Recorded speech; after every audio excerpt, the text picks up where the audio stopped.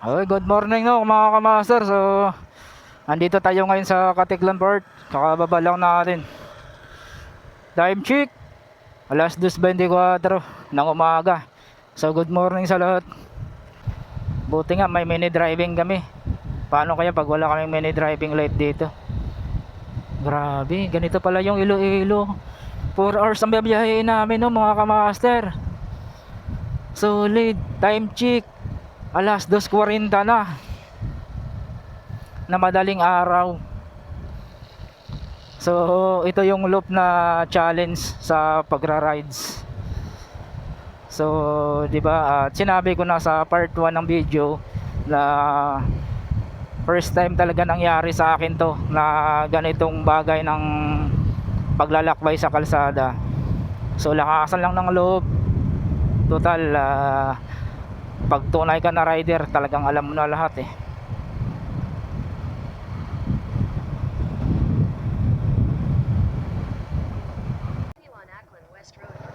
Kape tayo murang parang dinadaya ko ng antok lamig. Yung maliit lang. Yan. Gusto ko yung matapang.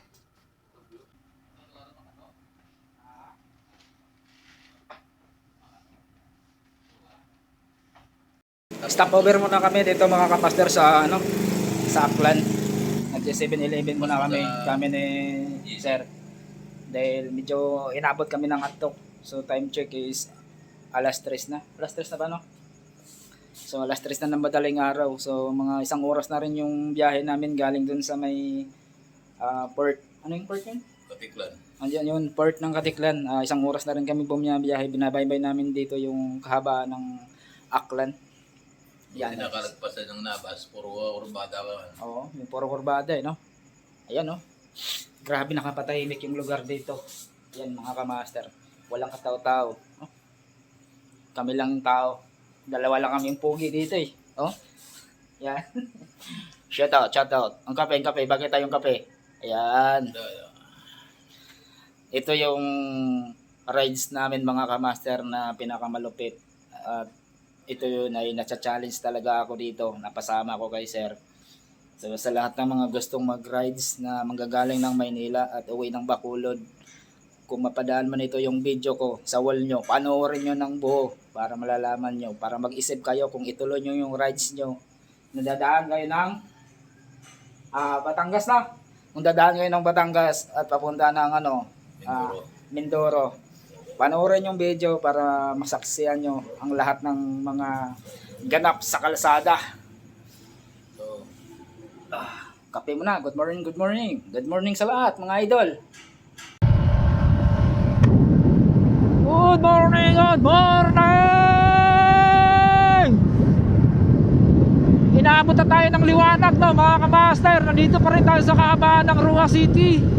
So dadaan pa tayo ng Pasig City. Papunta tayo ng Iloilo. Grabe. Dati napapanood ko lang to sa mga vlogger na umuwi ng Iloilo. Ito laging sinasabi nila, ito yung pinakaduguan ng biyahe. Kasi maabot ng 5 hours, 6 hours, depende sa biyahe. Ito no mga kamaster, galing kami doon sa pagbaba namin ng port doon kanina sa papunta rito, maabot kasi ng 5 hours. Ngayon, oras na? Alas 5, mag-aalas 6 na, alas 2, alas 3, alas 4, alas 5, alas 6, mag-4 na oras na. May 2 oras pa kaming babiyahin papunta ng Iloilo para makakasakay kami ng barko uli. Huy, grabe. Dati pinapanood ko lang to sa vlogger, sinubukan ko ngayon. Hindi pala biro yung ganito. Nandito tayo dadaan, magsakay tayo ng Roro tapos magpupunto. Grabe, sobrang layo no mga kamaster. Inaabot na tayo ng liwanag dito. 2 oras pang babiyahin natin. Anong lugar pa to dito ma'am? Capes? Pasig? Pasig na ito? 200. Oh. So nandito na tayo sa Pasig no mga kamaster. Kakagas lang natin. Yung gas natin is 200. So ito yung pang-apat natin na pangpagas. Yung pangatlong pangpagas natin, doon pa yun sa ano, sa may Rojas Port. So nandito na tayo sa Pasig at malapit na tayo sa pier. Yung pier na yan ay yun ang sasakyan na naman natin ng barko at papunta na ng Bacolod. So yan ay malapit na talaga tayo. So 4.7 kilometer. So malapit na tayo doon sa port ng ano, pier. Makapagpahinga na rin tayo. Grabe, inaantok na talaga ako, mga master. Parang hindi na ako marunong magsalita. Grabe, super talaga.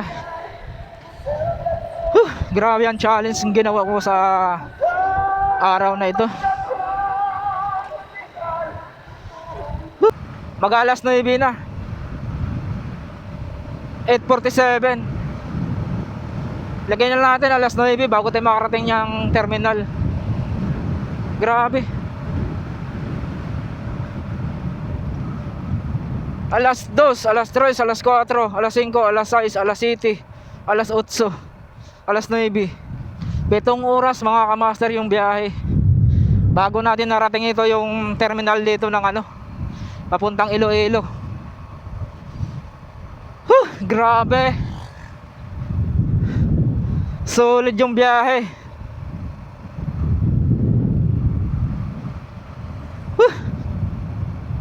Ayan, narating na rin natin no, mga kamaster, yung terminal ng barko. Papunta na to ng ano, Bacolod. Grabe, sulit yung biyahe. 7 oras. Grabe.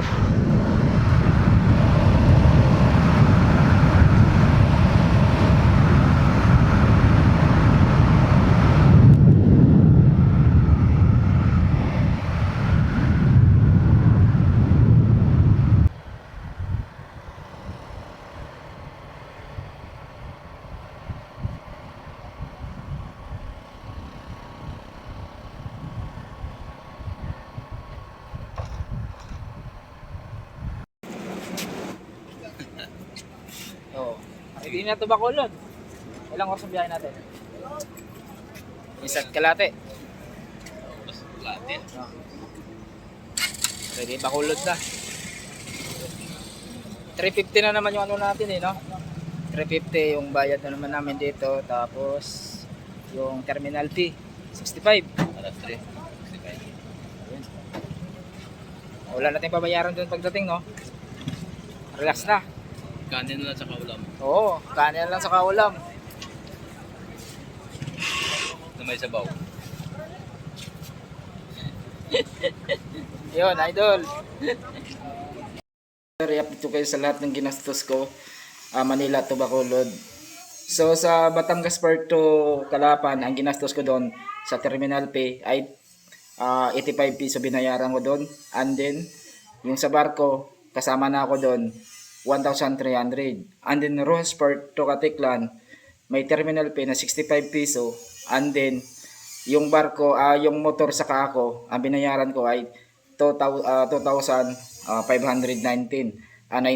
Yun ang pinakamalaking binayaran ko sa barko. And then, Dumangas Port to Bacolod, ang binayaran ko ay 350. And then, yung terminal fee na 65 piso. So, yun ang inaabot lahat ng binayaran natin ng mga kamaster. Medyo malaki-laki din palang magagastos natin. Hindi pa kasama yung pagkain dyan. Gastos natin sa pagkain sa barko. And then, yung gas natin, inaabot tayo ng 520 mula Manila hanggang Bacolod. So, kung may natutunan po kayo, paki-like and share and subscribe na rin yung aking YouTube channel. Habab mo ito. So, hanggang dito lang mga kamaster. Peace out. Ingat po kayo.